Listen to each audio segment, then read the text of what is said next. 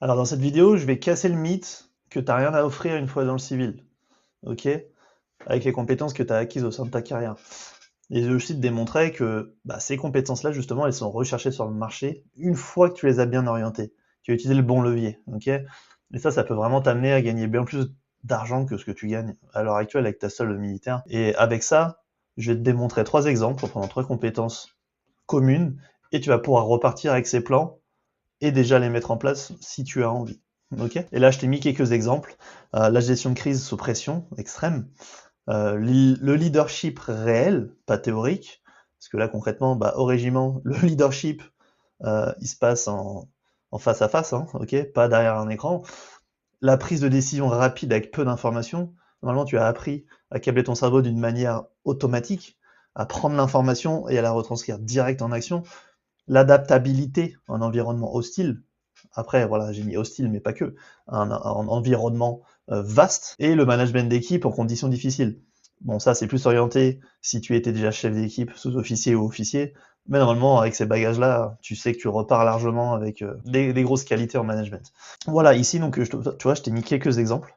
Je sais pas si déjà ça peut te parler, mais on va aller rentrer un peu plus après en détail et dans le vif du sujet, ok? Faut que tu saches que le marché civil peut te payer très cher quand tu sais résoudre la bonne douleur.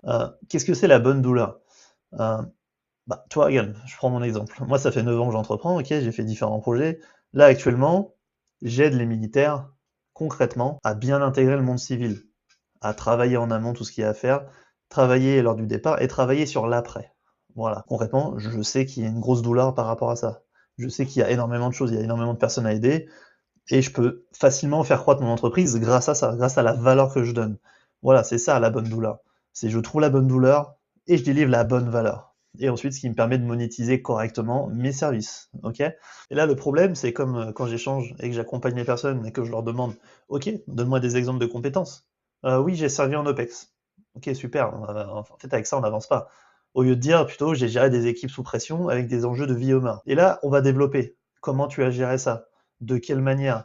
Euh, Qu'est-ce que tu as fait pour en arriver là? Qu'est-ce que tu as enlevé? C'est vraiment décortiquer tout ça. Plus tu vas être précis, plus tu vas comprendre la valeur et la compétence que tu as acquise au fur et à mesure des années. Ok. Et maintenant, la différence entre gagner 2000 € et de passer de 7000, 10 000, 20 000 euros ou bien plus pour prendre des exemples, cette différence, c'est souvent juste ça. C'est comment bien déployer tes compétences militaires. Ok. Alors, comme je te l'ai expliqué avant, là j'ai pris quelques exemples concrets, voilà, pour que ça puisse te parler.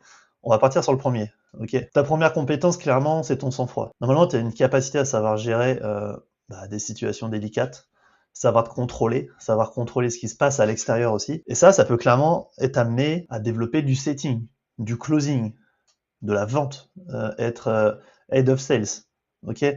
Tout ce qui est aspect commercial, mais plus reporté sur le monde numérique.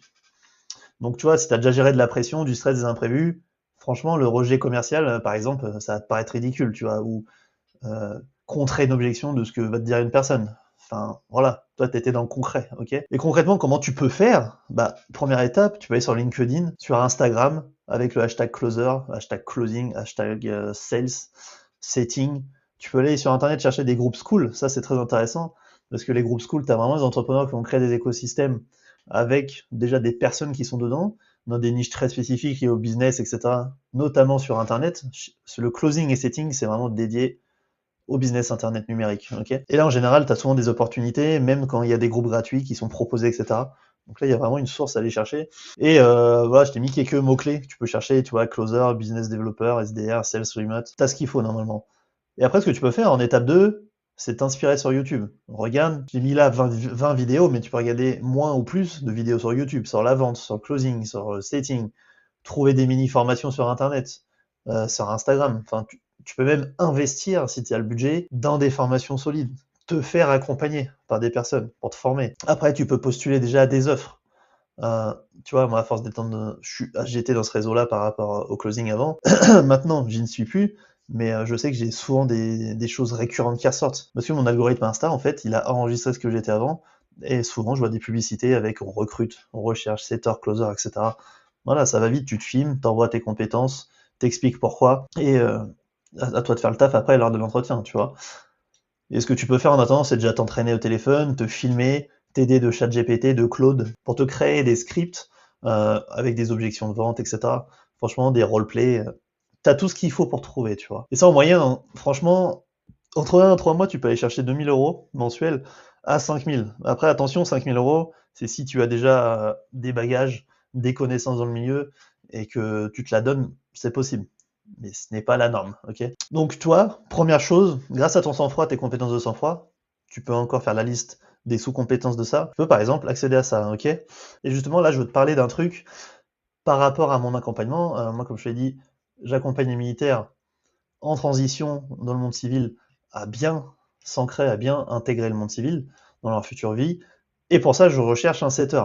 Ok. Le setter, c'est quoi? C'est la personne qui va contacter toutes les personnes via mes réseaux sociaux qui sont intéressées par ce que je fais et qui sont impactées par mes messages. J'utilise exclusivement à l'heure actuelle 80% Instagram, 20% YouTube. School va arriver. Et là, le rôle, c'est d'envoyer les messages de relance, contacter ceux qui ont mis des commentaires, contacter ceux qui ont DM, qui ont émis de l'intérêt, de les qualifier avec vraiment un protocole que j'ai mis en place, 2 questions que tu peux copier-coller et personnaliser un peu en fonction de qui tu es, bien sûr.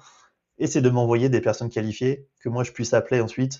Donc clairement, je cherche des militaires qui sont déjà dans le milieu ou qui ont été dans le milieu. Donc si tu es intéressé, envoie un message privé sur Instagram et on fera une visio ensemble et ça sera un plaisir d'échanger avec toi.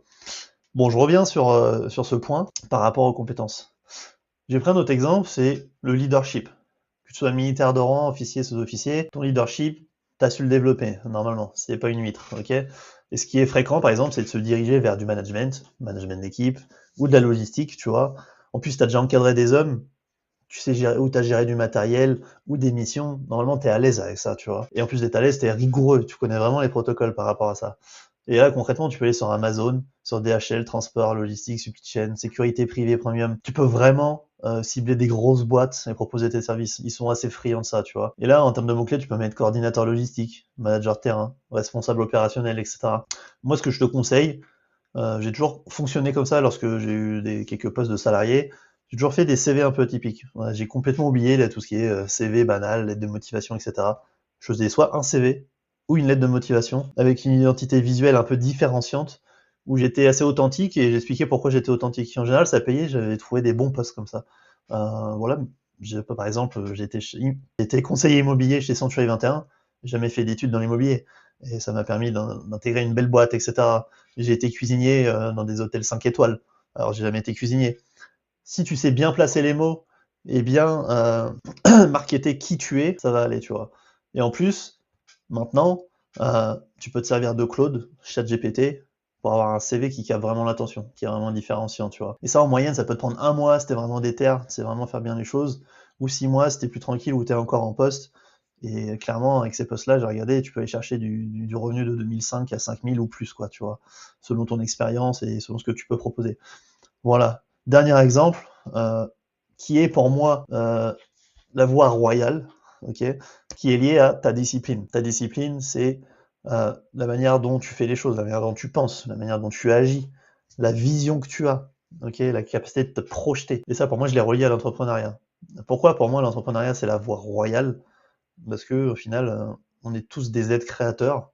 Et si tu veux vraiment être libre financièrement, libre au niveau de ton temps, libre au niveau de ce que tu veux faire, décider de mettre en place, il n'y a que l'entrepreneuriat qui pourra te le permettre. Il n'y a pas de salariat, c'est impossible, c'est du bullshit. Celui qui te dit non, c'est du bullshit, ok? Crois-moi. Bon, après, pour arriver à un certain niveau d'entrepreneuriat, être à l'aise, confortable, etc., il faut être prêt à souffrir. Au début, peut-être pendant 1 an, 2 ans, 3 ans, parce que c'est tout un pôle de nouvelles connaissances que tu vas devoir acquérir, un nouveau mindset, des choses sur lesquelles tu n'es pas habitué. Là, tu vas vraiment être livré à toi-même, ok? Mais ça, si tu veux vraiment être libre, donc là, tu vois, je t'ai pris quelques exemples. Par exemple, gérer les conciergeries Airbnb ou l'immobilier classique, être coach sportif, ok? Un militaire, normalement, il est sportif. Je dis normalement parce qu'il y en a beaucoup qui ne le sont pas. Mais tu peux t'orienter vers ce domaine, la sécurité privée, ça c'est très bon. Création de contenu. Il y a déjà des mecs qui en font et c'est très bien. Après, ils lancent des marques, des produits, des accompagnements, ok? Comme moi, hein. Je suis pas vraiment un créateur de contenu, j'aime pas me définir comme ça, mais via mon passé, ce que j'ai vécu, en fait, j'ai compris la légitimité que j'ai à vouloir aider les gens à ne pas vivre la même chose pour moi. Et je peux, du coup, générer et créer un business autour de ça en ayant un impact de fou chez les gens. Tu vois? Exemple, consulting. Si tu as vraiment des grosses compétences fortes en gestion de crise stratégique ou en gestion ou en management pur, là tu peux aller faire du consulting privé pour des grosses boîtes. Ça c'est intéressant ça. Enfin concrètement, il faut choisir une compétence monétisable. Va chercher ton premier client gratuitement. Tu peux aller sur LinkedIn, Instagram, n'aie pas peur de parler aux gens, et récolte ensuite une expérience, récolte un témoignage que tu peux ensuite montrer aux autres, etc., etc. Et ensuite, ta boîte, tu la scales au fur et à mesure. Il y a des investissements que tu vas faire, des compétences que tu vas acquérir. Et maintenant, il y a plein d'écosystèmes dans l'État français aussi, qui peut t'accompagner sur comment créer une entreprise, etc. En partant vraiment d'une base. Il faut bien commencer par quelque part. Ok. Et la timeline, te fie pas à la timeline. Tu sais quoi, je vais l'enlever, parce que l'entrepreneuriat, en fait, c'est tellement sujet aux personnalités différentes que l'on a, capacités différentes, capacité d'avancer, de se remettre en question, du réseau, de l'investissement financier pour avancer plus vite dès le départ. Il y a trop de caractéristiques à prendre. Ok. Il faut savoir que par contre, ton potentiel, en termes de créativité, en termes de rémunération, il est clairement illimité. Ok. Donc tu vois, là je t'ai pris 3 exemples concrets, où lorsque tu épluches un peu l'oignon, tu enlèves les couches, intelligemment, tu peux te dire, ok, je sais faire ça, je sais faire ça. Comment maintenant je peux les mettre dans la matière? Est-ce que ça me ferait kiffer de faire ça? Ok. Qu'est-ce que je peux amener sur le marché en termes de valeur? Pour être salarié ou pour créer un business avec ça? Et je décortique. Et après, c'est des actions concrètes sur le terrain. Ok, aujourd'hui, je vais faire ça. Là, je vais faire ça. Je vais me comporter de telle manière. Je vais arrêter de faire ça. C'est comme ça que ça fonctionne. Hein. C'est pas compliqué, c'est comme ça que ça fonctionne. Ok. Et là, j'ai envie de te parler du Renaissance Protocol, parce que ça, c'est le protocole, justement, avec tout ce qu'on s'est dit que j'ai développé, spécialement pour les militaires. Alors moi, j'ai vraiment créé un accompagnement en one-to-one, spécifique pour les militaires, déjà en caserne, mais qui vont être en transition vers le monde civil. On va travailler là où tu es actuellement, quand tu seras sorti, et sur l'après aussi, le futur de qui tu vas être, ce que tu vas construire, etc., etc. Ok. Donc après, si tu veux que je t'aide à construire un véritable plan concret de sortie du monde militaire vers le monde civil, écris-moi simplement ou DM Renaissance en commentaire sur mon compte Instagram, et je serai ravi d'échanger avec toi. Je te proposerai un échange en visio d'1 heure, c'est sans engagement, c'est gratuit, et déjà tu repartiras avec beaucoup de valeur, plus de clarté, et let's go.